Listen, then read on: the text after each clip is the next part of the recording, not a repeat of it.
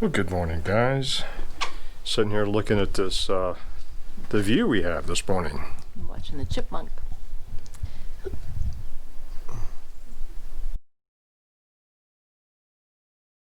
Not shabby. We had a nice dinner with Betsy and Jim last night. They're just a couple doors down. And had a leisurely morning.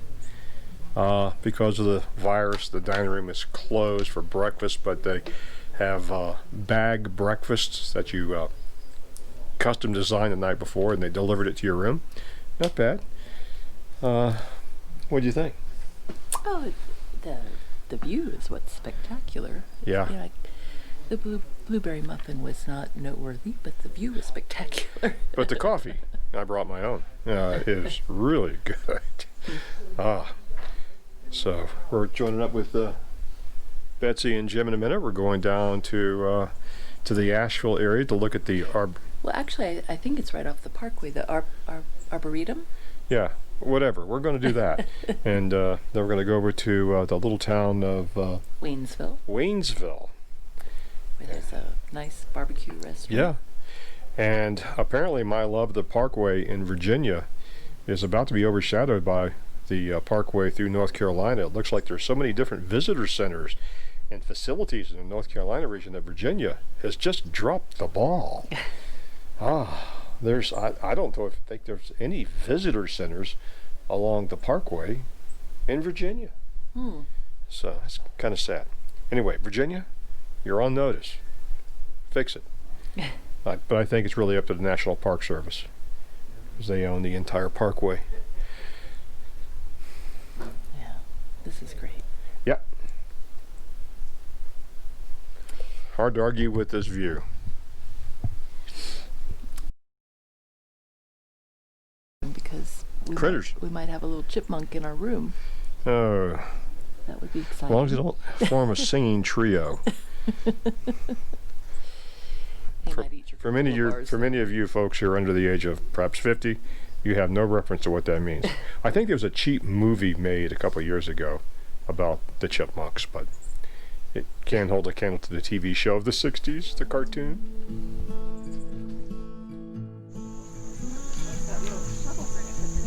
Walk in past that fountain, the Bonsai exhibit center's down there.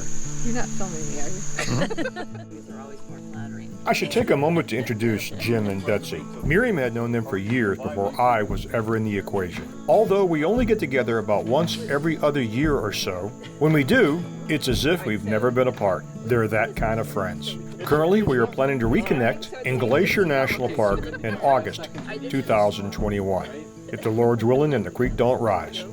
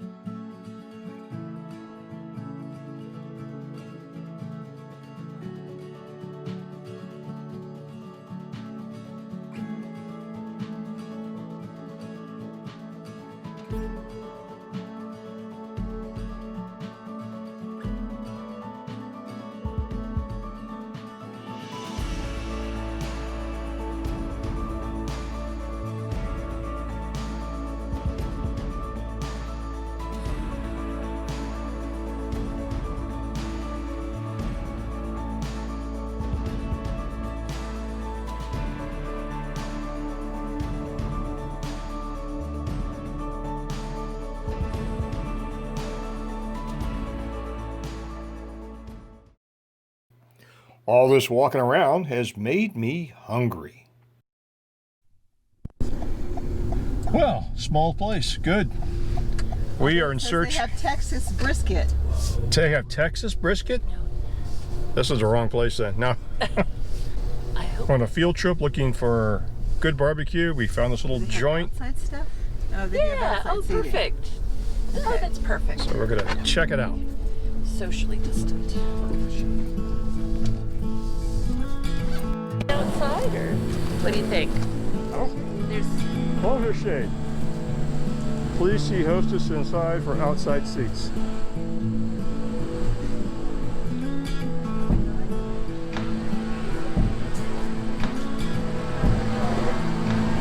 All right. There is your chicken. Very nice. Would you like any sauce? Oh, yes. Ma'am. What would you like that? All right. East Carolina. Yes, ma'am. Can we try the Japple also? Sure. And I would like to try the Sweet Carolina and the Chipotle Ranch. And you want some ketchup? What do you want? East Carolina. Okay. All right. There is your chicken.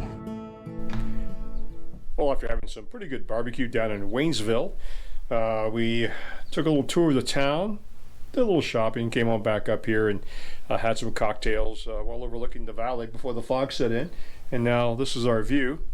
And since we had a big lunch, we're going to do a little bit of an impromptu smorgasbord picnic lunch, or picnic dinner, over here in front of the inn at some of the chairs they have available for us. So we're going to do that and just relax, kick back, enjoy the evening, and going to wind out today.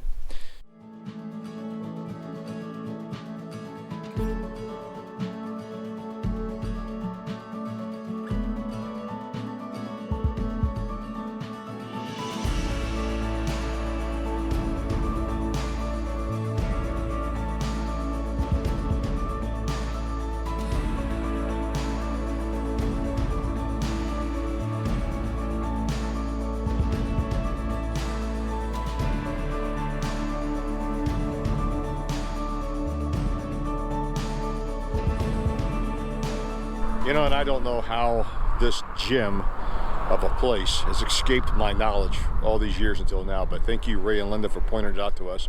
It is great. Now, it's a little bit further than we would normally come for a weekend getaway. Its location is just southwest of Asheville, North Carolina.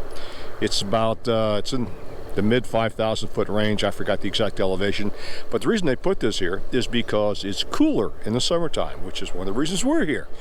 It was to give a break from the people who lived in Asheville, a little bit of break from the summer heat. The first lodge was originally built in this area in the early 1900s, 1908, I believe. It was in the area, but at a different location. And the ownership of the land has changed quite a bit, but the Vanderbilts owned quite a bit of the land up here. Then the National Park Service decided to put the Blue Ridge Parkway through, and they decided to rebuild a new Pisgah Inn here on these grounds, which is now behind me, which is a modern, updated, very comfortable place to stay. And they tore down the existing, or the old lodge, because it was a safety hazard. It was simply in disrepair. In 1990, there's also a campground adjacent. It's on the other side of the parkway. It appears to be, we haven't gone through there, but it appears to be a nice campground. There's a store for campers, a country store, or camp store as they call it, restaurant, grab and go. You can grab and go hot and cold sandwiches, salads. And every room looks out over the valley, as we've been showing you from our room. So that's a nice configuration. They did that to give every room a view. So I thought I would take a moment and give you a guided tour through the common areas of the Pisgah Inn.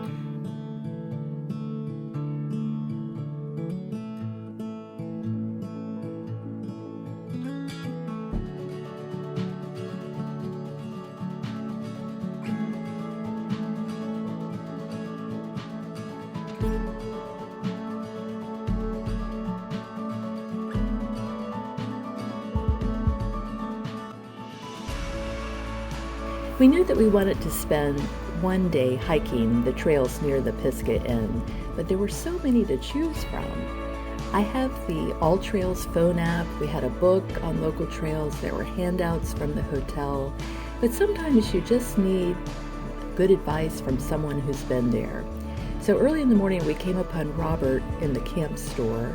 Robert is close to our age and very enthusiastic about hiking. So we asked him what he might recommend. He actually gave us several choices, and we followed 3 of them that day. We had kind of a triple header hiking day, which was awesome. But the first trail he mentioned was the Buck Springs Lodge Trail. And he explained about a mile from the parking lot there at the Pisgah Inn was the site of George Vanderbilt's summer home, his mountain retreat, Buck Springs Lodge. And unfortunately, the house is no longer there, but the National Park Service has a nice placard, and there are diagrams and artist rendering of what the house looked like. And it was enough that we could kind of visualize what it would have been like to be the guest of George Vanderbilt at his mountain home. The dining area extended with the best view of the mountain valley below, and I could easily see myself sipping coffee in the morning there, or spending most of my day there. I think it was so beautiful.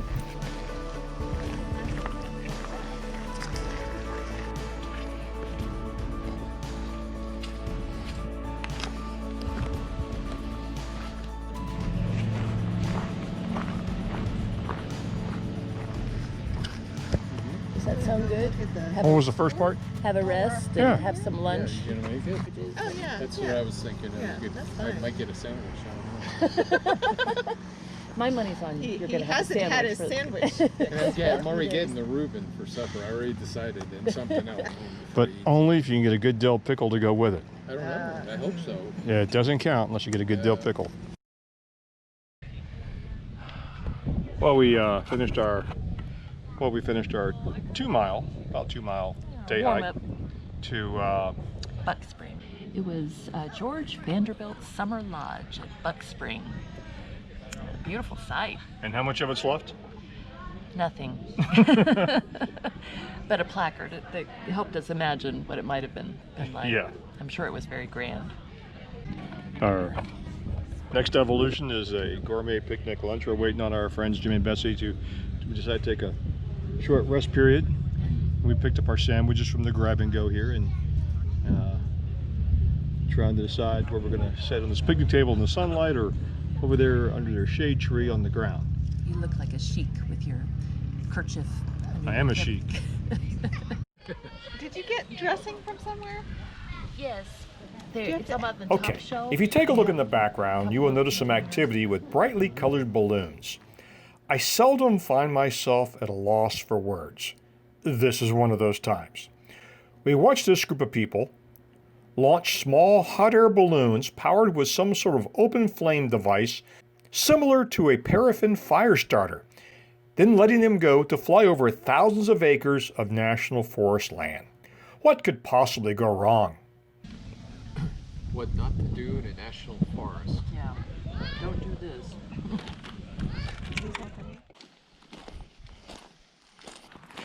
So now we're on another trail on the fire tower trail.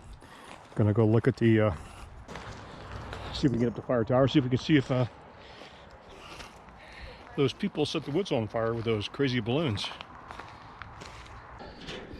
So the fire tower trail is named after the fire tower that we are part of the way up. And I think that's the consensus is, this is it. Except it's not unanimous. The descending boat is all the way at the top. This is the view. See any smoke from where those balloons landed? I just thought of that. I'm like, I don't see any smoke in any direction, so I think it's worth it. Now there is something. We came, we saw, we conquered. Well, Jim conquered, and we watched him conquer it. Well guys, I think we're gonna start winding this video down. They're gonna do another, get some dirt on the lens. Another short hike to a waterfall. I am going to invoke the old guy card and go back to the room, do some video editing, take a nap, and then get up and have a nice hot cup of coffee. So tomorrow we're heading north on the Blue Ridge Parkway for the next 3 days. Looking forward to that, so we will catch you all later.